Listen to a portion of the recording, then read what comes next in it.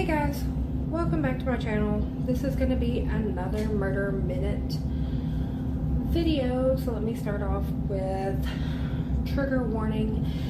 This video is going to be extremely gruesome. This is going to be dealing with the murder of a pregnant woman and the stealing of a child. So if you find any of that content disturbing or triggering, you might want to click off this video and go check out some other content. With all of that said, let's get into this video. So this is going to be the case of Lisa Montgomery and Bobbie Jo Stinnett. This case happened in 2004 in the state of Missouri. So Lisa Montgomery is our murderer.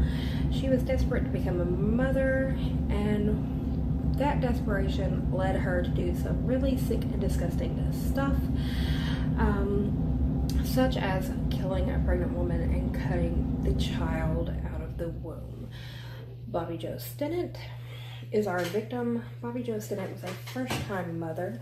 She was 8 months pregnant and she lived in Missouri. Her and her husband Zeb ran a dog breeding business, and she also worked at a local manufacturing plant, and it took her years to conceive. So she had been hoping and praying and all of that jazz to get pregnant with a baby, and boom, she had finally been blessed with that. Stinnett was a member of a rat terrier chat room called Ratter Chatter. Yeah, it's a little corny. In that said chat room, she was super excited about being pregnant and talked about it repeatedly. This so happened to be the place where she met her killer, Lisa Montgomery. The two had plenty in common. They loved rat terriers. They talked about having children, and this is where Lisa Montgomery spun her web of lies, talking about she was also pregnant, and they talked about baby stuff and all of that. Lisa Montgomery loved children. She promoted Stinnett's business, which was Happy Haven Rat Terriers. So, like I said, Stinnett had her dog breeding business with her dog, so that business was called Happy Haven Rat Terriers. Why can't people just have simple business names? Anyway, so Stinnett would breed the dogs, and then she would find homes for the dogs. So her home was where she did all this. So she was always constantly having people in and out of her home because they would come pick up the dogs. So she was constantly used to people coming to her home that she didn't know, because that was part of the business. So December 16th, 2004, Stinnett opened her door and welcomed a stranger into her home, not unlike anything that she was on a regular basis doing. Lisa Montgomery was described as a middle-aged woman with sandy brown hair. She wore glasses and very little makeup. But on December 16, 2004, Montgomery presented herself as Darlene Fisher. She presented herself as interested in buying a puppy at Stinnett's front door. Stinnett was alone with Montgomery at the home, and Stinnett turned to lead Montgomery back to where the puppies were, and that is when Montgomery struck. She had a pink nylon rope that she wrapped around the pregnant woman's neck and started to squeeze. Bobbie Jo Stinnett did fight. She tried to pull the rope from around her neck. She was trying to not go down, but it didn't help. And so Montgomery strangled Stinnett to death right there at the front door of her own home. But that is not the end of the story, because Montgomery went into the home, found a knife, rolled Stinnett into position and started to perform surgery. And she performed a horrendous looking C-section on Stinnett right there at the doorway of her home. And she cut until she found the baby. She carved the baby out of Stinnett, wrapped the baby up, and left.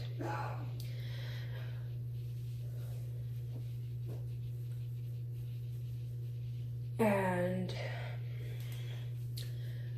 I'm not going to go into the full details of how she left the baby, how she left Stinnett looking, but let's just say alien versus, well, alien mixed with a little bit of like war crime scenes kind of thing. And she took the baby and rolled out. So Stinnett's mother discovered the scene, and while officers were en route to the murder scene, Montgomery was headed back to Kansas. So Montgomery came from Kansas to Missouri to do this and was heading back. So at this point, Montgomery had been lying to her husband and everyone in her town about being pregnant, and she needed a baby, and she needed a baby quick. Because she'd been telling them that she was pregnant, she was pregnant, she was pregnant, she was pregnant. So, let's get into a little bit about Montgomery. Montgomery had 4 previous kids from a previous marriage. But Kevin, her husband, had no kids and wanted a kid. So this was going to be their first child together. Montgomery had gone on the internet and printed off an ultrasound and would tell everybody that was willing to listen that this was her baby. This is her baby. This is her baby. This is a baby off the internet. Montgomery was desperate to fulfill this lie to her husband, obviously. My pictures are stuck together.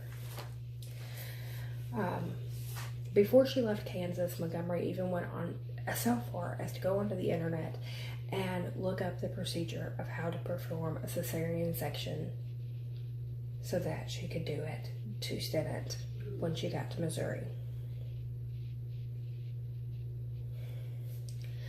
So Montgomery made it to Topeka, Kansas, and called her husband and told her husband that she had gone into premature labor and had given birth, and that she was in no condition to drive back home, and that he needed to come and get her.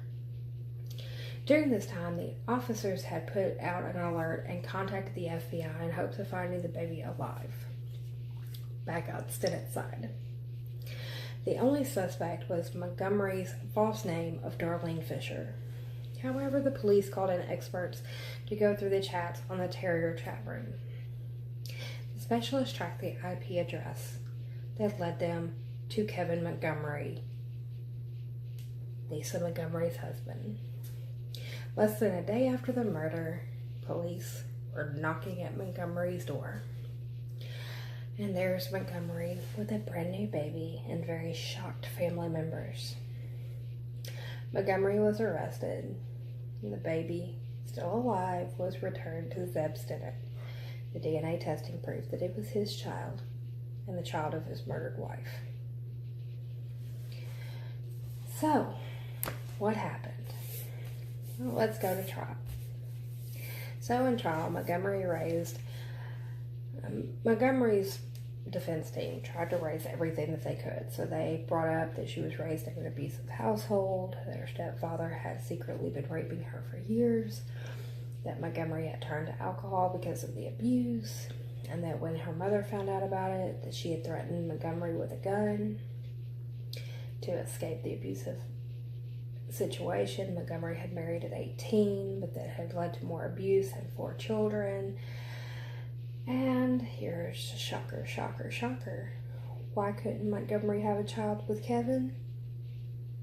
Because Montgomery had had a tubal ligation. And for those of you that don't know what that is, that means she had had her tubes tied. A medical surgical procedure to make her sterile. So there was never going to be a baby with her and her husband Kevin, because she couldn't have one. So, desperate to try to make her husband happy, Montgomery had killed an innocent woman and cut an innocent baby out of an innocent woman to try to fulfill a lie that she had told to her husband, because she had had a surgical procedure to have no more children with her abusive first husband. But now that she was in a different situation, she had changed her mind. The trial was short. Montgomery was sentenced to be executed, and she is still appealing that decision to this day. So right now she's sitting on death row in Kansas, appealing her decision. And that is the story of Lisa Montgomery and Bobbie Jo Stinnett and the poor innocent child that will never know their mother. And if you do the math, that child was 15 years old.